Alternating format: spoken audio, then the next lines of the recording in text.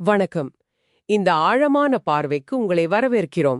இன்னைக்கு நீங்க கொடுத்த தகவல்களை வச்சு நமது வாழும் மகான் என்ஸ்வான்சு ஐயா அப்படின்னு ஒருத்தரை பத்தி கொஞ்சம் ஆழமா பார்க்கலான்னு இருக்கோம்.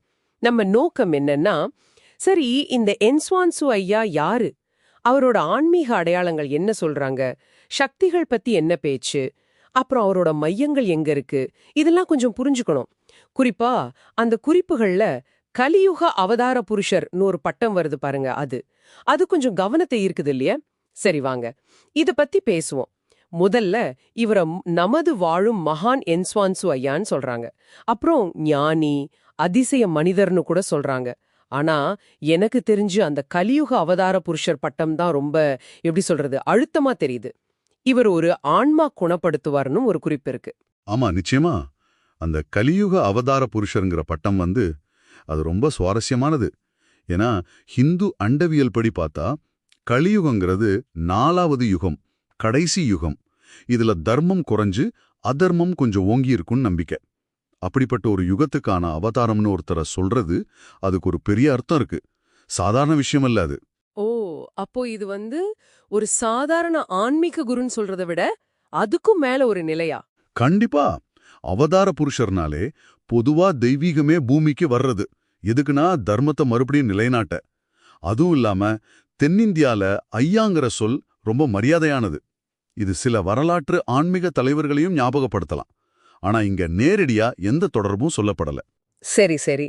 அப்புறம் இவரோட சக்திகள் பத்தி என்ன சொல்றாங்கன்னா, இப்ப இருக்கிற பிரபஞ்ச சக்திகள், அப்புறம் பஞ்ச பூதங்கள், அதாவது நிலம், நீர், நெருப்பு, காற்று, ஆகாயம், அது மட்டும் இல்லாம பல பிறவிகளோட கர்ம வினைகள், இது எல்லாத்தோட சக்தியையும் இவர் பயன்படுத்துறதா ஒரு தகவல் இருக்கு. ஆமா, பஞ்சபூதங்கள் அப்புறம் கர்மா, இது மேலெல்லாம் அதிகாரம் இருக்குன்னு சொல்றது, அது இயற்கையோட அடிப்படை விதிகள் மேலேயே, நம்ம தலைவிதி மேலேயே ஒரு கட்டுப்பாடு இருக்குன்னு சொல்ற மாதிரி, இது கிட்டப்பட்ட பிரபஞ்சத்தோட இயல்பையே மாத்த முடியுங்கிற மாதிரி ஒரு அர்த்தத்தை கொடுக்குது. ஆமா, அதனாலதான் போல ரொம்ப நாளா இருக்கிற வியாதிகள், தீர்க்கவே முடியாத பிரச்சனைகள்னு சொல்றாங்களே, அப்புறம் கண்ணுக்கு தெரியாத தடங்கல்கள், நெகட்டிவ் எனர்ஜி, இந்த மாதிரி எல்லா கஷ்டங்களுக்கும் 100% தீர்வுகள் தர்றதா ஒரு நம்பிக்கை இருக்குன்னு அந்த குறிப்பு சொல்லுது. கேட்கவே கொஞ்சம் பிரமிப்பா இருக்குல்ல? அந்த 100% தீர்வுகள்ங்கிற வாக்குறுதி, ஆமா, ஆன்மீக வட்டாரங்கள்ல இது ரொம்ப சக்தி வாய்ந்ததா கருதப்படும். ஏன்னா அது எல்லா விதமான துன்பங்களுக்கும் ஒரு முழுமையான முடிவு கிடைக்கும்னு ஒரு நம்பிக்கையை கொடுக்குது. இதுல இன்னொரு விஷயம் கொஞ்சம் முரணா தெரியுது. என்னன்னா, இவர் ஒரு சாதாரண வாழ்க்கை வாழ்றதாவும் சொல்றாங்க. ஆனா அதே நேரத்துல நேரடி நுட்பமான இருப்பு, அப்புறம் வசீகரிக்கும் பார்வை மூலமா செயல்படுறதாவும் சொல்றாங்க. அந்த நேரடி நுட்பமான இருப்பு அப்படின்னா என்னவா இருக்கும்? கொஞ்சம் விளக்க முடியுமா? அது ஒரு நல்ல கேள்வி. ஒருவேளை அவர் நேரடியா அங்க இல்லாமலேயே அவரோட தாக்கம் அங்க இருக்குங்கிற மாதிரி இருக்கலாம். இல்லனா அவரோட இருப்பு ரொம்ப ஆழமா, ஆனா வெளிப்படையா தெரியாத ஒரு வகையில ஒரு தாக்கத்தை ஏற்படுத்துதுன்னு சொல்லலாம். சில ஆன்மீக மரபுகள்ல இந்த மாதிரி கருத்துக்கள் உண்டு. ஓ, சரி சரி. அதோட நீங்க எதை தொட்டாலும் அது செழிக்கும், அப்புறம் நீங்க விரும்புவது நடக்கும், இப்படின்னு ரொம்ப ரொம்ப போல்டான வாக்குறுதிகளும் கொடுக்கப்பட்டிருக்கு. இதெல்லாம் பெரிய விஷயம்தான். சரி, இவ்வளவு சக்திகள் இருக்கிறதா சொல்லப்படுற இவரை எங்க பார்க்க முடியும்? சேலம்லயும் ராசிபுரத்திலயும் இவருக்கு தியான பீடம் இருக்குன்னு தகவல் சொல்லுது. ராசிபுரத்துக்கு முகவரி கூட இருக்கு. கூட்டுறவு வங்கி தெரு, உடையார் சமூகம் திருமண மண்டபத்துக்கு பக்கத்துல, ராசிபுரம், பின்கோட் 637408, நாமக்கல் மாவட்டம்.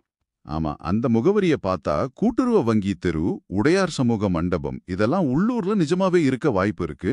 ஆனா ஒரு விஷயம் கவனிக்கணும். நாங்க பொதுவா தேடுற ஆன்லைன் தளங்கள், உதாரணத்துக்கு ஜஸ்டைல் மாதிரி, அதுல தேடி பார்த்தப்போ என்ஸ்வான்சு ஐயா தியானபீடம் அப்படிங்கிற பேர்ல சேலத்திலேயோ இல்ல ராசிபுரத்திலேயோ எந்த பதிவும் தென்படல. அப்படியா? ஓ, அப்போ இதுக்கு என்ன அர்த்தம்? ஒருவேளை இந்த மையங்கள் ரொம்ப பப்ளிக்கா இல்லையா? இருக்கலாம். ஒருவேளை இந்த மையங்களோட செயல்பாடு வாய்மொழி மூலமா பரவுதா இருக்கலாம். இல்லைன்னா தனிப்பட்ட தொடர்புகள் மூலமா, இல்லைனா அவங்க கொடுத்துருக்கிற அந்த ஃபோன் நம்பர்கள் வழியா மட்டும் தொடர்பு கொள்ற மாதிரி இருக்கலாம். அந்த நம்பர்கள் +91 8830 12 666 +918831126666. அதாவது தேடி வர்றவங்களுக்கு மட்டும் தகவல் தெரிஞ்சா போதுங்கிற மாதிரி ஒரு அணுகுமுறையா கூட இருக்கலாம். இதுவும் ஒரு வகையில் அந்த சாதாரண வாழ்க்கை ஆனா நுட்பமான இருப்புன்னு சொன்னோம்ல, அதோட கொஞ்சம் பொருந்தது இல்லையா? ஆமா, கரெக்ட். ஆக இந்த ஆழமான பார்வையில நாம என்ஸ்வான்சு ஐயா தன்னை எப்படி காட்டுகிறாரு, அவரோட அந்த பிரமிப்பான கூற்றுகளுக்கு பின்னாடி இருக்கிற ஆன்மீக ஐடியாஸ் என்ன, அவரோட மையங்கள் பத்தின தகவல்கள், அப்புறம் அந்த மையங்களோட பொது வெளிப்பாடு ஏன் கொஞ்சம் குறைவா இருக்கு, இதெல்லாம் பார்த்தோம். ஒரு பக்கம் ரொம்ப சக்தி வாய்ந்த கூற்றுகள், மறுபக்கம் பொது வெளியில குறைவான தடயங்கள். இதுதான் இப்போதைய நிலைமை.